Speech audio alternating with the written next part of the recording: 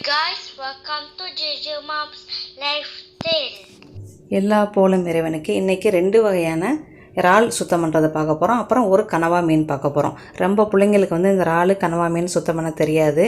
அவங்க வேண்டுகோளுக்கு இணங்கி நான் இந்த வீடியோவை நான் போடுறேன் ஃப்ரெண்ட்ஸ். ரொம்ப ஈஸியாக செய்கிற முறை தான், கடைசி வரைக்கும் மிஸ் பண்ணாமல் பாருங்கள். அதுக்கு முன்னாடி நம்ம சேனலை Subscribe and like. இப்போ வாங்க மக்களே, எப்படி சுத்தம் பண்ணலாம், எவ்வளோ ஈஸியாக செய்யலான்னு வாங்க பார்க்கலாம். இதுதான் இன்றைக்கி நான் எடுத்துருக்கிற கனவா மீன். இந்த கனவா மீனில் நீட்டாக ஊசி கனவா இருக்குது, இந்த மாதிரி கனவா இருக்கும், இன்னும் 2-3 மாதிரியான முட்டை கனவா இருக்கும், பல மாதிரியான கனவாயில் இருக்கும். எல்லாமே சுத்தம் பண்ணுறது ஒரே முறை தான். இந்த மாதிரி அதோட மையும் அந்த குடலும் இருக்கும், அதை எடுத்துருங்க. அப்புறம் அதோட பல் அப்படி பிதுக்குனீங்க அப்படின்னா, அந்த 2 கண்ணுக்கு பக்கத்தில் கை வச்சுக்கிட்டு பிதுக்குனீங்கன்னா உங்களுக்கு பல் வந்துடும். அதுக்கப்புறம் உங்களுக்கு அந்த மண்டையை எப்படி வெட்டுறதுன்னு சொல்கிறேன். இந்த சதைப்பகுதியை இந்த மாதிரி தோலை இப்படி செஞ்சீங்க அப்படின்னா உங்களுக்கு நல்லா வந்துடும். இருக்க ஃப்ரெஷ் கனவாய்க்கு எடுக்கிறது கொஞ்சம் சிரமம். நீங்கள் வாங்கி ஐஸ்வரில் வச்சு மறுநாளைக்கு எடுத்தீங்க அப்படின்னா உங்களுக்கு ஈஸியாக இருக்கும். ஃப்ரெஷ் கனவா கொஞ்சம் கஷ்டம்தான் அந்த தோலை எடுக்கிறது, இவ்வளோ சுருக்காக வராது. அதில் ஒரு இது மாதிரி இருக்கும், கண்ணாடி மாதிரி, அதையெல்லாம் எடுத்துடணும். அதான் அதுக்கு முதுகு எலும்புன்னு நினைக்கிறேன். அவ்வளோதான். இப்போ சதையெல்லாம் எடுத்தாச்சு, இன்னும் கொஞ்சம் வேலை இருக்குது. இப்போ எல்லா கனவோட சதையும் எடுத்தாச்சு. இப்போ 2ஆக வகுருங்க. அதில் சமயத்தில் மண்ணுகள்லாம் இருக்கும், மண் சில என்னென்னமோ இருக்கும் அது உள்ளுக்குள்ளே. அதெல்லாம் எடுத்து நல்லா கழுவிடணும். பைப்பில் விட்டு நல்லா சுத்தமாக எல்லாத்தையும் கழுவிடணும். கண்டிப்பாக கழுவிடணும், இல்லைன்னா மண் இருக்கும். சுத்தமாக எல்லாத்தையும் கழுவிட்டு முதல்ல நம்ம மண்டைக்கு உள்ள அந்த மையை எடுக்கிறோம், அதில் இருக்கிற அந்த குடலை எடுக்கிறோம். அதுக்கப்புறம் இந்த மாதிரி பிச்சு கூட நீங்கள் இது பண்ணிடலாம். வெட்டணுங்கிற அவசியம் கூட இல்லை, கையை வச்சு அப்படியே பிச்சிங்கன்னா அழகாக வந்துடும். எல்லா கனவாயுமே ஒரே மாதிரி தான். இந்த தலையை பாருங்கள், இந்த மாதிரி கண்ணை இந்த மாதிரி பிதுக்கணும். இப்படி தண்ணிக்குள்ள வச்சு பிதுக்குனீங்க அப்படின்னா நல்லா அப்படியே இது பண்ணிடும். அந்த கண் வேணாம் அப்படின்ட்டா அப்படியே எடுத்து வச்சிடணும். அதையும் வெட்டணும். இந்த மாதிரி மையை இந்த பாருங்கள், இதை ப்ளூ கலராக வர்றது, அதை அப்படியே எடுத்து தூக்கி போட்டுருங்க. அதுக்கப்புறம் இப்படி 2 கையும் ஒரு விரலை வச்சு இப்படி அமுக்குனீங்க அப்படின்னா அந்த பல் வந்துடும். அப்புறம் பல்லை எடுத்துருங்க. அதுக்கப்புறம் கண்ணை நம்ம பிதுக்கி எடுத்துட வேண்டியது தான். கண் வேண்டாம் வச்சுக்கலாம். இப்போ நம்ம சதையை வெட்டுறோம் பாருங்கள். சதை கனவாயினால் நல்லா இது கோழிக்கறி இறைச்சிக்கறி மாதிரி இருக்கும் ஃப்ரெண்ட்ஸ். இந்த கனவா நல்லா சூப்பராக இருக்கும். நம்ம இறைச்சி மசாலாத்தூளை போட்டு குழம்பு வச்சிங்கன்னா ரொம்ப சூப்பராக இருக்கும். நம்ம வடை செய்கிறது கூட இந்த கனவாயில் வடை செஞ்சோம்னா சூப்பராக இருக்கும். இந்த மண்டையெல்லாம் இருந்துச்சு அப்படின்னா அதை அரைச்சி போட்டு வடையெல்லாம் செய்வாங்க. நான் ஏற்கனவே அந்த வீடியோலாம் போட்டிருக்கேன். இந்த மாதிரி மண்டையை இந்த மாதிரி வெட்டிட வேண்டியது. இது பெரிய மண்டை, நான் அப்படி வெட்டிட வேண்டியது தான். பொடி மண்டையாக இருந்தால் நம்ம அப்படியே கண்ணும் பல்லையும் எடுத்துகிட்டு நம்ம அப்படியே போட்டுடலாம். அந்த மையை மட்டும் எடுத்துகிட்டு எல்லாத்தையும் அழகாக வெட்டி போட்டுருங்க. உங்களுக்கு மண்டை இருந்தால் இப்படி பாருங்கள், நான் இன்னொரு தடவை காட்டுறேன். அந்த கண்ணை அப்படி பிதுக்கி விடுங்க. முடிஞ்சிருச்சு. நம்ம ஏற்கனவே பல் அதோட மையெல்லாம் எடுத்துட்டோம். அவ்வளோதான். இந்த மாதிரி கையில் கூட பிச்சு கூட வச்சிடலாம். இப்போ இதுக்கு நம்ம உப்பு போட்டு கழுவணும்.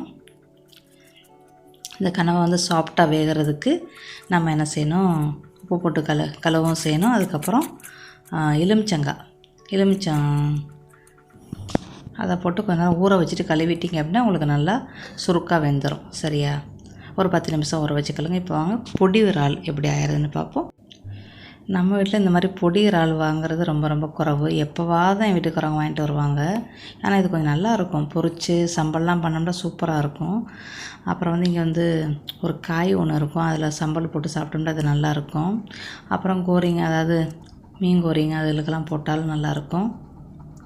இப்போ நம்மளுக்கு சுரக்காய் அந்த மாதிரி காய்கள்லாம் இருக்குது. அதில் ஒரு 20 இந்த இறாலை தூக்கி போட்டு ஒரு மஞ்சப்பால் ஊற்றி காய்ச்சினேன்னா அது ஒரு நாளைக்கு குழம்பா போயிடும். அந்த மாதிரிலாம் செஞ்சுக்கரலாம்.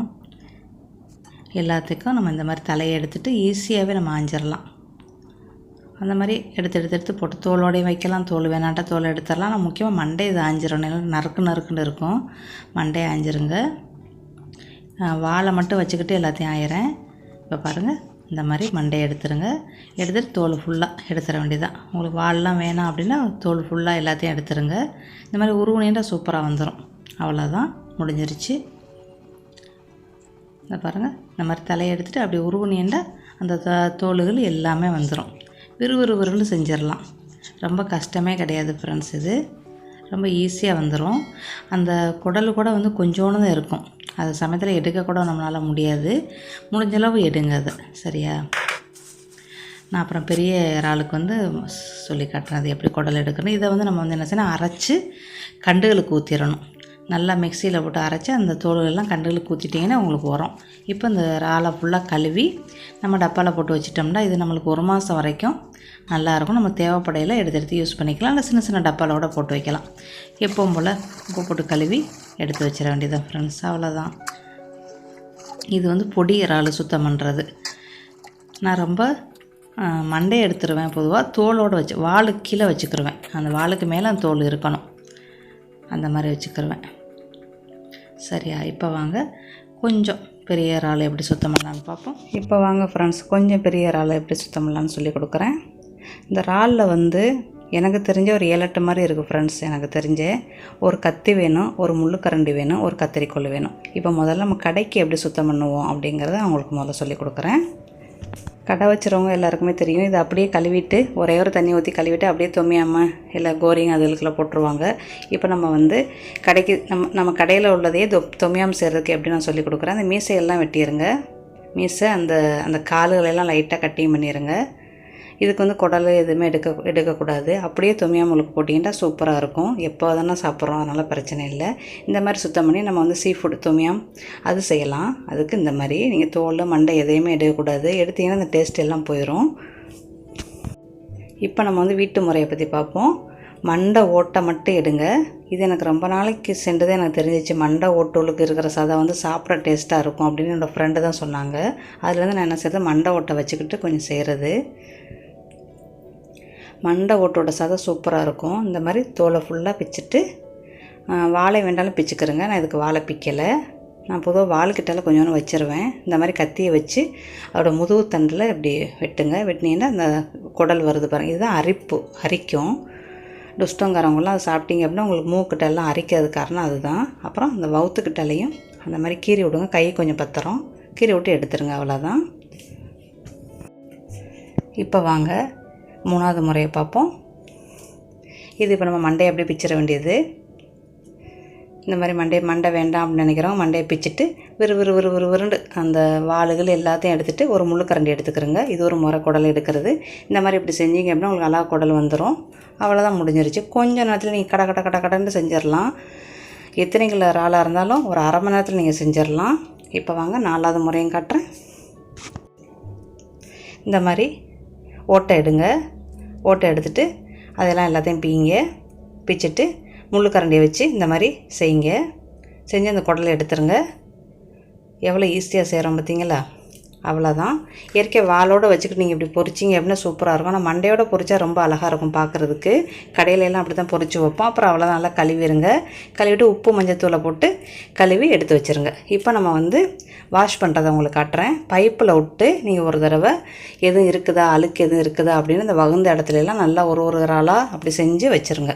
வச்சு டப்பாவில் போட்டு வச்சுட்டிங்கன்னா நீங்கள் 1 மாதம் சென்று யூஸ் பண்ணாலும் உங்களுக்கு ஒன்றுமே ஆகாது ஃப்ரெண்ட்ஸ். இந்த வீடியோ உங்களுக்கு பிடிச்சிச்சு அப்படின்னா உங்கள் ஃப்ரெண்டு ஃபேமிலி ஷேர் பண்ணுங்கள். உங்களுக்கு நான் செஞ்ச இந்த சுத்தம் பண்ணதில் என்ன பிடிச்சிருக்கு அப்படின்னு உங்கள் ஃபீட்பேக்காக சொல்லுங்கள் ஃப்ரெண்ட்ஸ். அடுத்த வீடியோவில் சந்திக்கிறேன். தேங்க்யூ ஃபார் வாட்சிங். பாய், see you.